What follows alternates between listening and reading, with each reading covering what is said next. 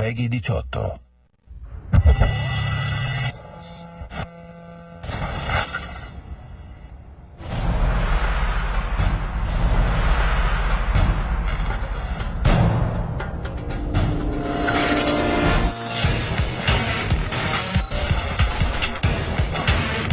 Alpha Protocol is ultimately at its heart a role-playing game. Beautiful night. It really has to do with the story and the character. Have you come to kill me? There's a whole lot of enemies to fight, cool things to find, doors to kick down.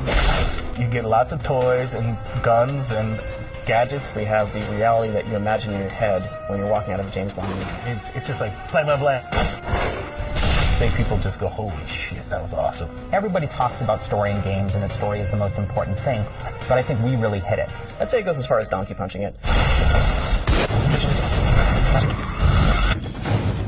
The most challenging part of developing Alpha Protocol has been figuring out exactly what we wanted to do with the game and how to focus it on a particular direction. You know, the spy genre is a very wide open one. So once we got that nailed down and figured out where we were going with it really came together really well, I think. My favorite thing about Alpha Protocol is actually the dialogue. I think what makes it amazing is seeing how what you're choosing affects other things down the line. What you do now, huh? Kill me? Let's not get your missiles back. A lot of the more interesting, tense moments in the game come when you don't really know what an enemy's motives are and what their agenda is. You can't stop us.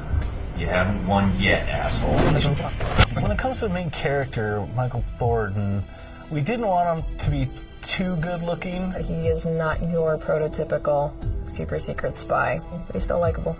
I can't. You don't know what's going to happen. Neither do you.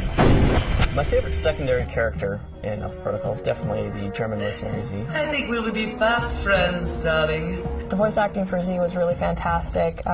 This really great, deep, throaty, slow, milky kind of voice direction that might make some people tighten the jeans, I don't know. And I thought I might have to work harder. You would if I wasn't tied down. My favorite enemy would have to be Konstantin Brayko. You came for a fight, you got one, buddy. He's a Russian mob boss who is completely obsessed with American 1980s culture. He's got a knife. He's just dangerous. You just never know what he's going to do.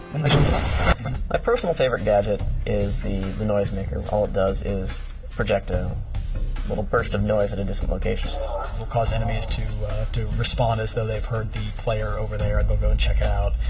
And it just can create some really satisfying combos where you can plant a proximity mine on a wall and then lure people over and blow them up. Yeah, the world feels very different just depending on location. You're traveling all over the world, and we wanted to make sure that when the players are going from different hub to hub, that they know exactly where they are. My favorite set piece in AP would have to be the Rome Museum. I think the reason I love it the most is that you get to shoot up all this cool artwork. Who didn't want to go to a museum and blow stuff up?